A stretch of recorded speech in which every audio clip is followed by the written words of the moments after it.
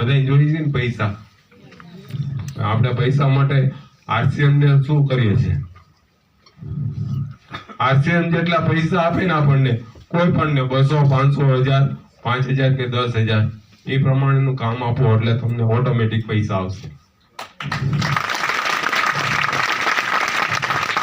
RCM આપે છે 10,000 ને કામ આપો તો 5,000, શું થાય? નીચે આવશો કે ઉપર ચડશો? હે આજે થાય છે જી કે કઈક ને કઈક કામ કરતા હોય તો આજે શીખવા ઉપર કોઈનું ધ્યાન નથી. જેટલું આપણે શીખશું, આજે ગુરુકુળની અંદર અમે ગુરુકુળ શાખા ચલાવીએ છીએ. ગુરુકુળ શાખાની અંદર એવું છે કે આ રિવિઝન ચાલે. અત્યારે આપણે 9 વાગ્યાની સવારે હરેશભાઈ જે મીટિંગ ચલાવે એની અંદર આપણને ગુરુકુળ આપ્યું. ડીસી સર, આજે આપણે 1,00,000-2 લાખ રૂપિયા કમાતા હોય, આપણી નીચે 20 સાથી કામ કરતા હોય, કોઈ પણ ફિલ્ડની વાત છે, આરસીએમ માં નહીં, તો દરરોજ 6 વાગે કોણ આપવા જવાનું જ્ઞાન એને? જીતુભાઈ. ત્યારે આજે 40,000 કરોડનો માલિક ખુદ સવારે 6:30 આપી આપણે જેવાને અમીર બનાવવા માંગે છે, સંસ્કાર આપવા માંગે છે. આપણે લેવા કેટલું તૈયાર છે? તો આજે આવી ઘણી વાતો હોય છે આપણી વચ્ચે, પણ આપણે શું થાય છે કે આપણે એને એક્સેપ્ટ નથી કરતા. સિસ્ટમ શું કહે છે? તમે જો સિસ્ટમ ને પકડશો, હવે અહીંયા 100 માળા ઉપર છે ને, હે, બહાર રેતી ભરેલો ટ્રક હશે, આમાં કોણ કેટલો સમય ઉચકી દે? પંચર પડ્યું હોય ટ્રક ને તો કેટલો સમય ઉચકશો? પણ એક આ વિનુભાઈ ખડ મુકડી છે ને, 2 રોટલી ખાય છે. કેટલું વિનુભાઈ? હે, પણ એને 1 આપી દો, એકલા જઈને કરી છે. એવું છે સિસ્ટમ. અમદાવાદ જવું છે તો ટ્રેનની ટિકિટ લેવી પડે. બોમ્બેની ટ્રેનમાં બેઠા તો ન પૂગો. તો સિસ્ટમ ડેવલપમેન્ટ કરવી પડશે. બીજું છે લક્ષ. આ સમજાવે છે? લક્ષ, આપણું લક્ષ શું છે? આરસીએમ સમજી તો ગયા. આરસીએમ શા માટે કરવું એ ખબર પડી ગઈ. આરસીએમ માં કરવાનું છે એ ખબર પડી ગઈ. પણ લક્ષ છે, માઇન્ડ પાવર કેટલાય કર્યો? માઇન્ડ પાવરમાં આપણને શીખવાડે છે કે આજે તમારી પાસે હોય એ જોવો નહીં, પણ ભવિષ્યમાં તમારે શું જોઈ છે. આપણે જોઈ છે અત્યારે રોયલ્ટી ટેકનિકલ એચીવરો છે, કંઈક ને કંઈક પ્રાપ્ત કર્યું છે. એના હિસાબે એક જ વસ્તુ બોલે કે Dineshbhai Seldiya mind power trainer, એના થકી મને કંઈક ને કંઈક ફાયદો થયો છે.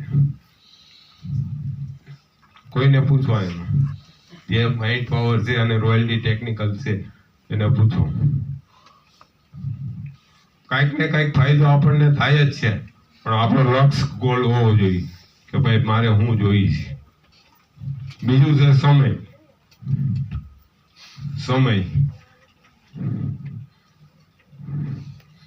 કોઈ દિવસ એવું કીધું શેઠને કે મારી પાસે સમય નથી?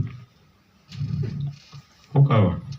તમારે ઘર ચલાવવા માટે 40-50 હજાર રૂપિયા જોઈએ છે, એ આપે છે કોણ? ત્યાંથી કારખાનેથી મળે છે, કોઈ શેઠ આપે છે, કોઈ નોકરી કરી આપે છે, ટાઈમે જાય છે ને. સુરક્ષા શું છે એમાં? એ સમય આપો છો એમાં સુરક્ષા શું છે? આજે ખાલી 2 કલાક આરસીએમ ને આપવાના છે.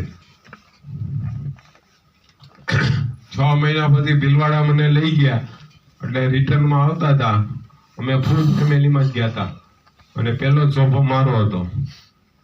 ને અપલાઈન પાસે આવ્યા અને અપલાઈને કીધું કે ભાઈ તમે શું કરો, હવે શું કરવાનું થાય છે?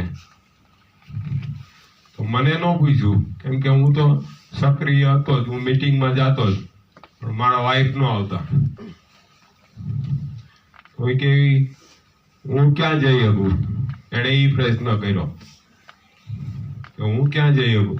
એ જાય છે એમાં સપોર્ટ કરે, પણ હું જે આ લેવલે પહોંચ્યો ને એમાં મોટામાં મોટો હાથ એનો છે. હું તો એક ડ્રાઈવર છું. હું છું ડ્રાઈવર.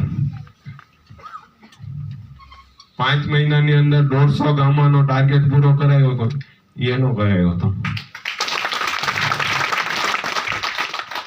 હાલમાં દરરોજ 1500-2000 નું સેલિંગ કરે. હાલમાં કેમથી ખબર? ખાલી ફોનથી.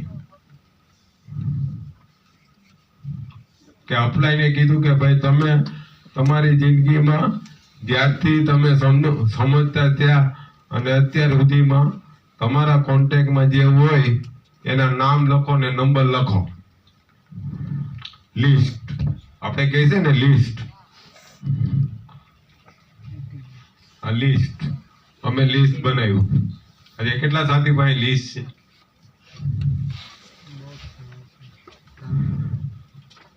કમસે કમ 100 માણસનું લિસ્ટ હોવું જોઈએ આપણી પાસે. જો તમે 100 માણસનું લિસ્ટ રાખશો ને, તમે સેલિંગમાં તમે પાછળ પાણી નહીં થાય અને જોઈનિંગ એ આવશે ને ટીમ એ મોટી થાય. આની ઉપર કામ કરી લીધું તો લિસ્ટ ઉપર કામ કરવાનું છે, અને એ લિસ્ટ ઉપર કામ કર્યું ત્યારે આ પ્રગતિ છે.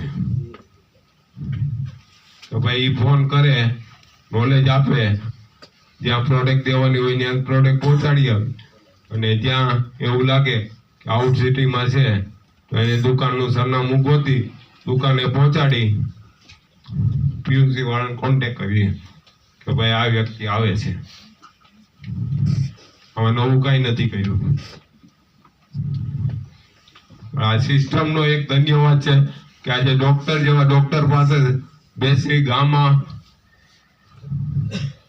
ઓરિજિનલ છે, ન્યુટ્રીચાર્જ હ્યુમન છે, વેજ ઓમેગા છે, ન્યુટ્રીચાર્જ મેન છે, બધું સંયમરસ છે, આ બધું સમજાવી શકીએ છે. ક્યારે? શીખવાનો જેટલો પ્રયત્ન કરી. આપણને આગળ એક લીડર આવ્યા હતા દિનેશભાઈ, ત્યારે આપણને કીધું હતું કે આપણે જોઈનિંગ કરીએ 60 દિવસ તમે શીખી લો. કેટલું? 60 દિવસ. 60 દિવસ શીખીને ફિલ્ડમાં ઉતરો કીધું તું. આવા બધા પોઈન્ટો હોય, ખાલી સાંભળી અને કથા સાંભળીને વયા ગયા એ ન થાય. અહીંયા આવીને આપણે નોટ પેન લઈને આવવું પડે, આવા પોઈન્ટો લખવા પડે. રવિવારે બપોરે એનું શાક ખાધું, કોને યાદ છે?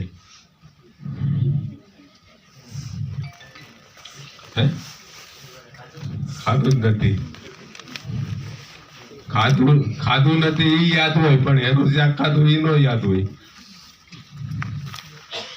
તો એમ આપણી જે વિચારવાની જે શક્તિ છે એ 48 કલાક સુધી કામ કરે છે.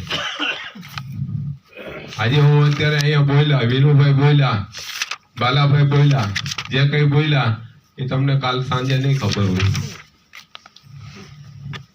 એના માટે આપણે લખવું પડશે, નોટ કરવી પડશે. સિસ્ટમ શું કહે છે? આપણે ડોક્ટર બનવું છે, છોકરાને ભણવા મોકલીએ પાટી પેન વગર, શું થાય? બનશે ડોક્ટર? વકીલ બને? ગોબરભાઈ, આપણે લેવું છે શું? આપણે કલ્યાણ કોનું કરવું છે? આ પેઢીનું. એના માટે આપણા પ્રયત્નો કેટલા છે? કડવા શબ્દો છે, પણ જે જિંદગીની અંદર અનુભવ કર્યો છે, તમે જે અનુભવ કર્યો ને એ જ તમને કામ લાગવાનું. મારો અનુભવ કાંઈ કામ નથી લાગવાનું. મારો અનુભવ તમને કાંઈ કામ નથી લાગવાનું. આજે મારી ટીમની અંદર રંગપરિયા સાહેબ છે, રેડી? સવારે ઉઠીને 8:30 થાય ફોન આવે, 15-20 મિનિટ વાત કરે. દિલીપભાઈ આજનો પ્લાનિંગ, કેમ કે એ 65 વર્ષની ઉંમર છે, ભૂલી જાય છે. તો આજે આવો હવે મારી હેસિયત શું છે? હું 10 ભણેલો છું, મને કોણ બોલાવે? પણ કયો, આજે 1,85,000 નો પગારદાર ને રિટાયરમેન્ટ આજે મને સવારે ઉઠીને ફોન કરે છે. એનું કારણ શું? સિસ્ટમ. મારી તાકાત કઈ નથી, પણ સિસ્ટમને મેં ફોલો કરી, અપલાઈનને ફોલો કર્યા. આજે તમે માનો કે ન માનો, મેં પહેલો પ્રોગ્રામ હરેશભાઈ નો કર્યો હતો નવસારીમાં, ને અત્યારે આપણે 10, 12, 15 જણાની આપણે ગણપતભાઈ ઉપર રૂમ હતી ને પતરાવાળી, એની અંદર 15 જણા હતા, 15 થી 20 જણા ને એ પ્રોગ્રામ કર્યો હતો. ત્યારે એની જે કહાની કરી હતી મેં પહેલી વાર જ સાંભળી હતી, અને એ કહાની મારી હતી. આજે 1993 થી કામમાં લાગી ગયો છું ને 10 ભણ્યો. 1997 માં 10માની પરીક્ષા આપી છે.